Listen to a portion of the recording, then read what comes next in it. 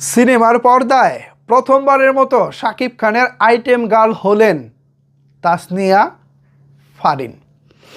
আমি সবসময় মনে মনে ভাবতাম তাসনিয়া ফারিন হচ্ছে বাংলাদেশের রশ্মিকা। তামিল, তেলুগু, ইভেন বলিউড সিনেমায় এখন নিয়মিত রশ্মিকা মান্দানা কাজ করে চলেছেন। এক কথায় দাপটের সঙ্গে তিনি কাজ করতেছেন। সেম একই লুকে, একই দেখতে, কাছাকাছি একটি নায়িকা যখন আমাদের ইন্ডাস্ট্রিতেও থাকে, তখন তো তাকে নিয়ে আমরাও স্বপ্ন দেখতে পারি, তখন তো তাকে আমরা কাজে লাগাতে পারি।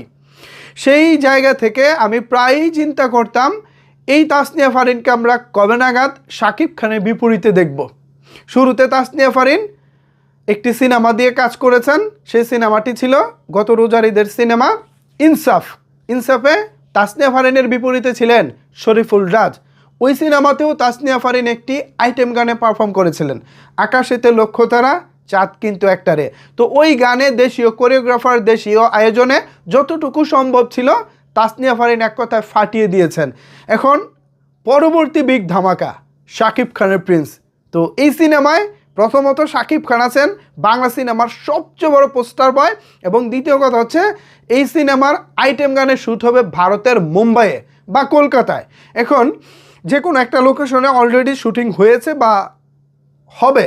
তো এখন প্রশ্ন হচ্ছে তাসনিয়া ফারিন কেমন করবেন, এই প্রশ্নটা অনেকেরই। তো আমি যতটুকু দেখলাম তাসনিয়া ফারিন খুব ভালো নাচতে পারে যদি তাকে নাচানো যায়।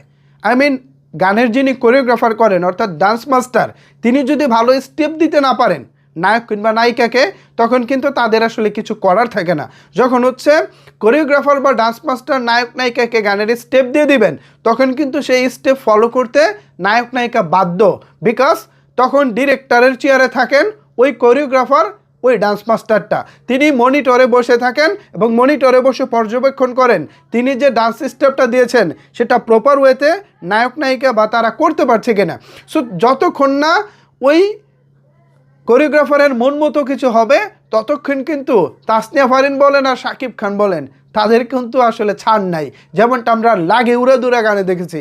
এমনকি শাকিব খান যৌথ প্রযোজনার সিনেমা শুরুর দিকে 16 আনা গানে যেরকম করেছিলেন নবাব সিনেমার, দেব তোকে দেব 16 আনা, হায় দেব তোকে দেব, এই যে এরকম গানে কিন্তু শাকিব খান দারুণ পারফরমেন্স করেছিলেন। অথচ ওই একই শাকিব খানকে আমরা বাংলাদেশি লোকাল কোনো কোরিওগ্রাফারের আন্ডারে যখন দেখতাম, তখন আসলে হতাশ হতাম। ভালো ডান্স তিনি দিতে পারতেন না বা ভালো কিছু হচ্ছে না। কিন্তু ওই একই শাকিব খান আবার যখন ভারতে যান, ভারতীয় কোরিওগ্রাফারদের আন্ডারে যখন তিনি পরিচালিত হন বা তাদের নির্দেশনা যখন কাজ করেন, তখন কিন্তু আবার এই শাকিব খান ফাটিয়ে দেন।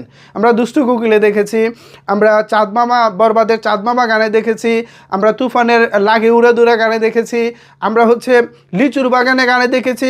এখানে বাংলাদেশে শ্যুট হলেও লিচুর বাগান গান কিন্তু কোরিওগ্রাফি করেছেন ভারতের বিখ্যাত কোরিওগ্রাফার বাবা যাদব। সো ভারতীয় কোরিওগ্রাফাররা যখনই শাকিব খানের হাতে পরশ বুলিয়েছেন, তখনই কিন্তু শাকিব খান দারুণ কিছু করেছেন। এবারও আশা রাখি শাকিব খান এবং তাসনিয়া ফারিন মিলে আমাদেরকে প্রিন্সের আইটেম সঙ্গে দারুণ কিছু দিবে। তো আমি অনেক বেশি এক্সাইটেড শাকিব খান এবং তাসনিয়া ফারিনের মানে আইটেম গানটা দেখার জন্য। তাসনিয়া ফারিন কেমন করে শাকিব খানের আইটেম গার্ল হিসেবে, এটাও তো আসলে দেখার আছে, তাই না? সো ভিউয়ার্স, এই যে তাসনিয়া ফারিনকে আসলে আইটেম গার্ল হিসেবে দেখতে আপনারা কতটুকু এক্সাইটেড জানাতে পারেন আপনার মতামত নিচের কমেন্টস বক্সে। ধন্যবাদ সবাইকে এতক্ষণ আমার সাথে থাকার জন্য।